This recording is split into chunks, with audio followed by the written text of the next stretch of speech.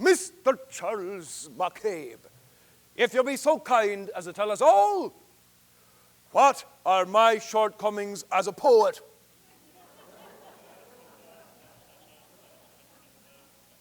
Well, he had me by the bollocks there, boys, right?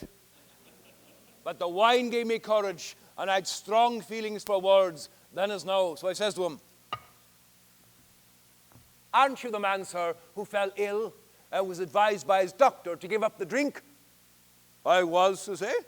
And didn't you do just that, but get worse as the weeks went by? I did, says he. And didn't you do the sensible thing, sir? Didn't you switch doctors? I did, says he. And didn't you encounter one Dr. John Stafford who advised you to come to his house for a prescription? I did, says he. And didn't the both of you drink prescriptions until you were legless?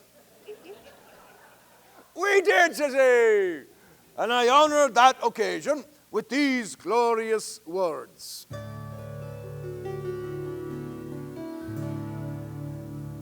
He's a fool who gives over the liquor.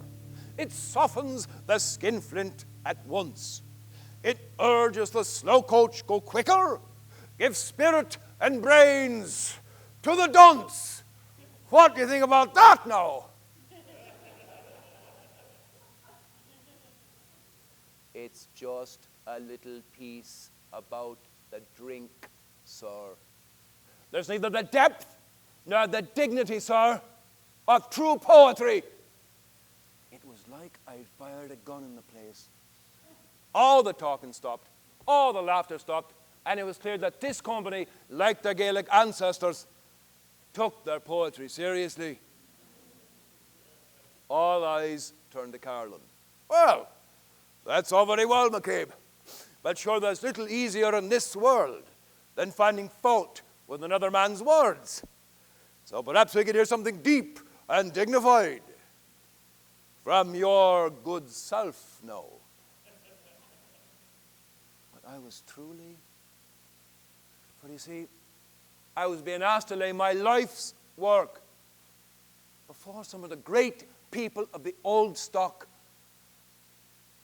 But then I thought of the reason I'd come to write my poems in the first place. And I gave him the one I'd written through the eyes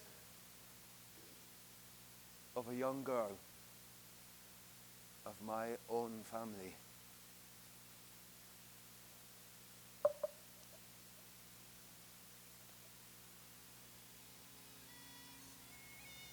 Ye have seen a marvel in this town. Yellow-haired Donna, and he put down, in place of his hat, a little white cap. In place of his neckcloth, a hempen rope.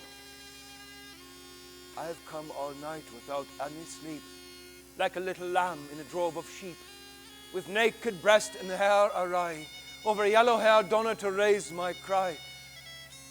I wept the first time at the lake shore, at the foot of the gallows. I wept once more.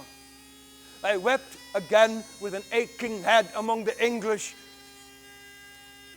and you stretched dead.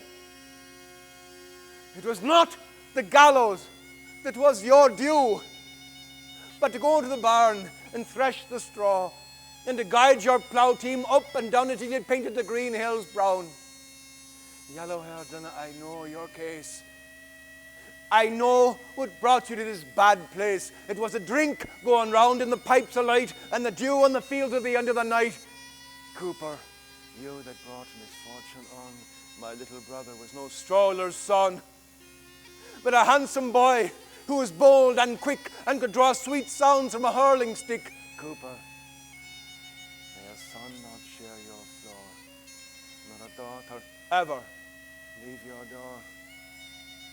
The table's empty now, at foot and head, and yellow-haired Donna is lying dead.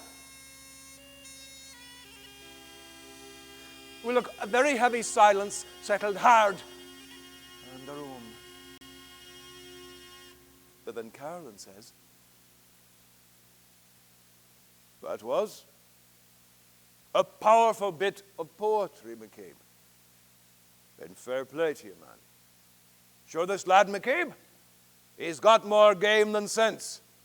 But by God, boys, that only proves he's Irish.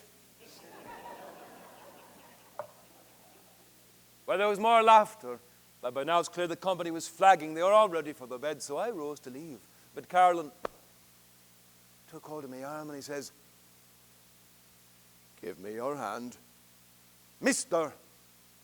Charles McCabe." So I offered it to him, and didn't he begin to softly explore it?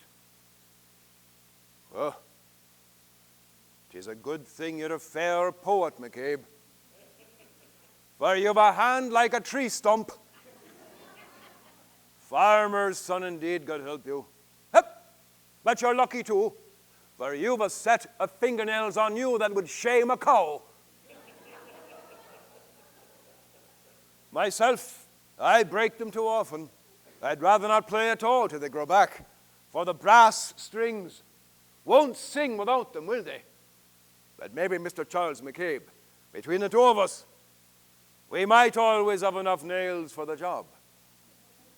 Have you time on your hands, man? Well, no one's clamoring for my artistry, sir, says I. Then you'll take the road with me tomorrow. I'm away to the house of Squire Reynolds beyond, and I'd be glad of your company. Sleep well. He'd be glad of my company, and we'd ride together to the house of an Englishman. And so, at the end of my first day with Turlock O'Carolan, I was led by a serving girl to a room of my own. And there in a high warm corner of that lovely grand house, I slept.